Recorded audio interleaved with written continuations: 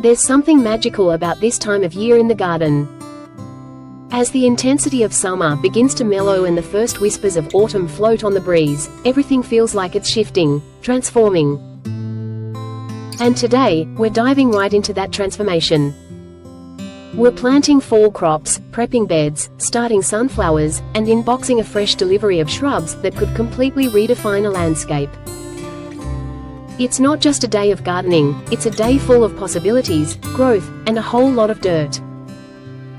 We begin in the raised bed garden, a space still buzzing with late summer energy. There's color everywhere, lush zinnias, tomatoes hanging heavy on their vines, herbs bursting with fragrance, and our reliable spinach and sugar snap peas waiting for their moment to shine again. It's a mix of productivity and beauty, and there's something comforting about that balance. Even as we say goodbye to one season's stars, new crops are quietly stepping in to take the stage. Planting spinach and sugar snap peas feels like an invitation to fall. These are not just seeds, they're the promise of crisp salads, cozy dinners, and fresh snacks plucked straight from the garden. I always seed spinach a little heavy, no gloves, just soil under the nails, because I grow it for its leaves, not for perfect heads. And peas? Tucked gently beneath the surface, some coated in fungicide, others left raw, natural. Each seed carries potential. And every time I plant, I feel that familiar flicker of hope. But before we move on, I spot damage in the broccoli bed, tiny caterpillars already at work. It's frustrating, especially since the first crop didn't have this problem at all. So, it's time to spray with BT, a safe, selective treatment that targets caterpillars without harming pollinators. I know what I'm dealing with now, and we'll keep it on the weekly treatment list. This is what it means to tend a living garden, to respond, adapt, protect. With the raised bed taken care of, it's time to head out to the dirt lands, the wide open canvas of our growing space. Here, we're planting a new batch of sunflowers, and there's a certain thrill in this moment. Sunflowers this late in the season? Absolutely.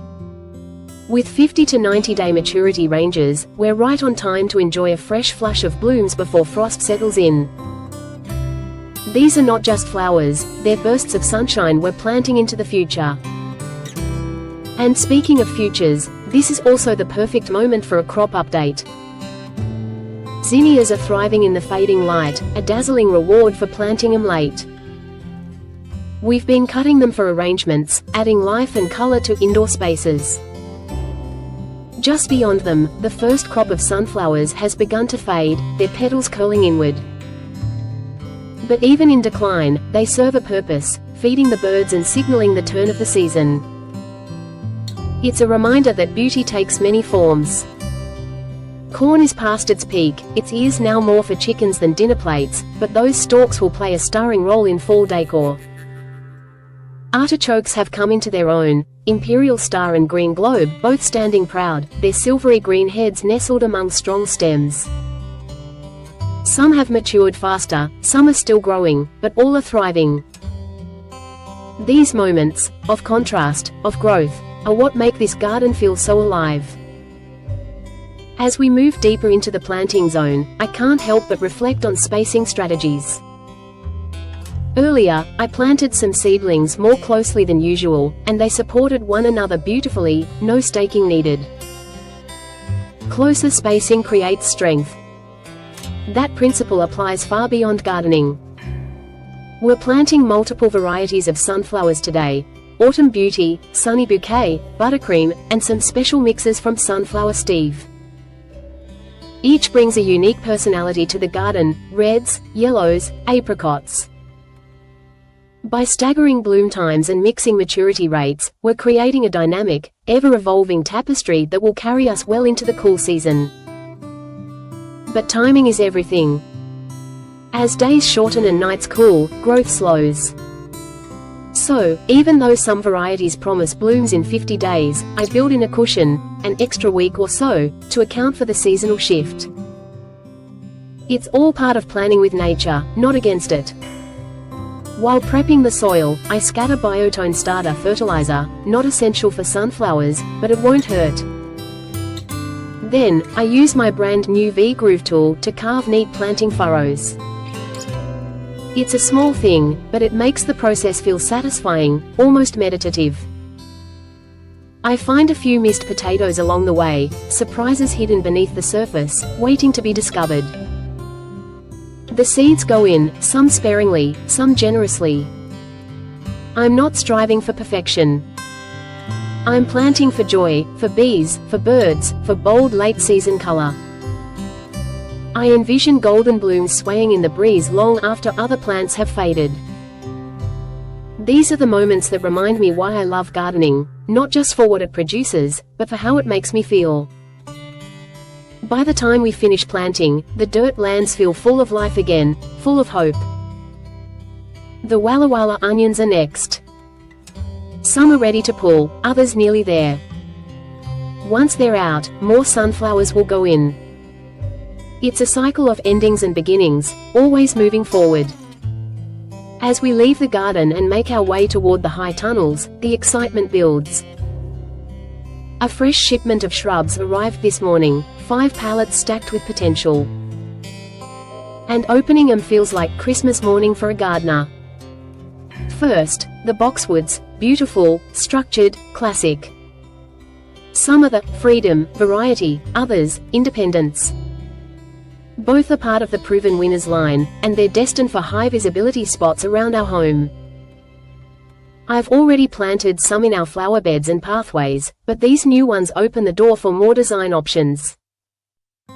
Then comes a favorite, Snowfire aronia. These plants are spectacular, deep green glossy leaves in summer, pure white blooms in spring, and fiery red foliage in fall. Their resilience is unmatched. They thrive in poor soils, heat, and sun. When I saw they were available again, I knew I had to get more. Next up, Pinky Winky Prime Hydrangeas. Their blooms are bold, pure white that transitions into vivid pink. These are impact plants, whether used in mass plantings or as standalone statements.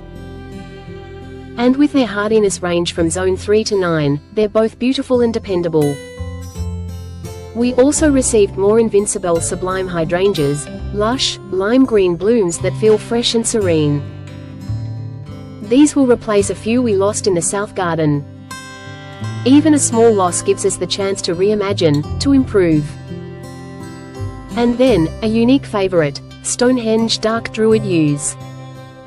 Unlike boxwoods, they tolerate a wide range of light conditions, making them perfect for transition spaces, from shade to sun. I'll be shearing them a little tighter this time for a more formal look, something that gives us the shape and structure of a boxwood with a touch more character. As I'm unpacking and watering, a hummingbird buzzes nearby, pausing by the salvia before darting off. It's a tiny moment, but it fills me with awe. The garden isn't just a project, it's a living, breathing experience. By the time we finish unpacking, the space is transformed, a lush sea of green, ready to be planted, shaped, and celebrated. Each shrub holds the promise of seasons to come, snow in spring, fire in fall, structure in winter, and shelter for pollinators year-round. I don't know exactly how each plant will perform over time. That's part of the journey. Some may thrive, others may surprise me. But I know this, today's efforts will echo into the months ahead, through frost and wind, through bloom and decay. And that's the beauty of a gardener's rhythm. It's not just about what we harvest today, it's about what we sow for tomorrow.